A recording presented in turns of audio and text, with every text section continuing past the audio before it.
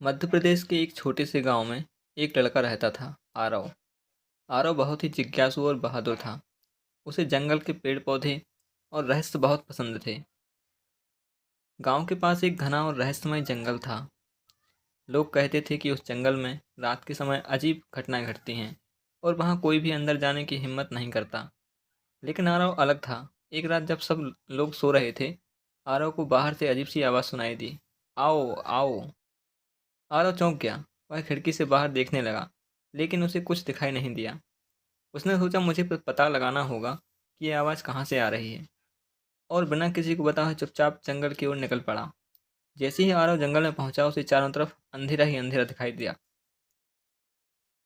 पेड़ों की परछाइयां हिल रही थीं और हवा से पत्ते सरद सरद कर रहे थे।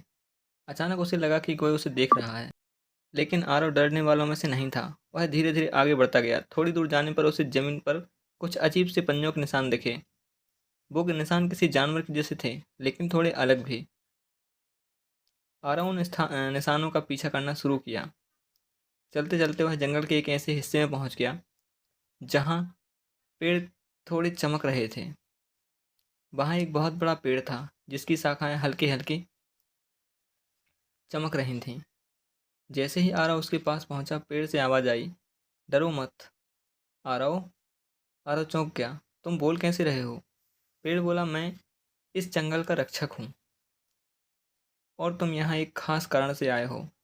पेड़ ने बताया कि जंगल में एक खतरनाक साया आ गया है जो जानवरों को डरा रहा है। अगर उसे नहीं रोका गया तो पूरा जंगल खतरे में पड़ जाएगा। पेड़ बोला। आरव ने बिना सोचे से कहा, मैं मदद करूँगा। तभी एक उल्लू उड़कर आया और एक हिरन भी पास आ गया। उल्लू बोला, हम तुम्हारी मदद करेंगे। अब आरव अकेला नहीं था। उल्लू ने बताया कि वो साया एक पुरानी गुफा में रहता है जो नदी के पार है। आरव, हिरन और उल्लू मिलकर नदी की ओर चल पड़े। रास्ते में कई मुश्किलें आईं, लेकिन उन्होंने हार नहीं मानी। नदी बहुत गहरी थी। आरव सोच में पड़ गया, अब कैसे जाएं? तभी हिरन बोला, थोड़ा आगे एक टूटा हुआ पेड़ है जिससे हम पुल बना सकते हैं। तीनों ने मिलकर उस पेड़ को ठीक किया और नदी पार कर ली। गुफा के अंदर बहुत अंधेरा था। अचानक अंदर से गूंजती आवाज आई, कौन है वहाँ? आरव ने हिम्मत जुटाई, हम तुम्हें रोकने आए हैं।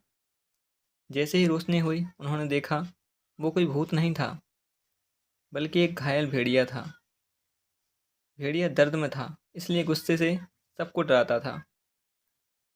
अब आरव समझ गया, इससे इसे मदद की ज़रूरत है, डराने की नहीं। आरव ने धीरे धीरे भेड़िए के पास जाकर उसके घाव पर पट्टी बांधी। हिरन ने जड़ी बूटी लगाई और उल्लू ने रास्ता दिखाया। कुछ ही देर में भेड़िया शांत हो गया। भेड़िया बोला, मुझे माफ़ कर दो, मैं दर्द में था इसलिए ऐसा कर रहा था। आरव मुस्कुराया, कोई बात नहीं, अब सब ठीक है। जंगल फिर से खुश हो गया। सुबह होने लगी थी। आरव अपने घर लौट आया। किसी को कुछ पता नहीं चला, लेकिन आरव जानता था कि उसने एक बड़ा काम किया है।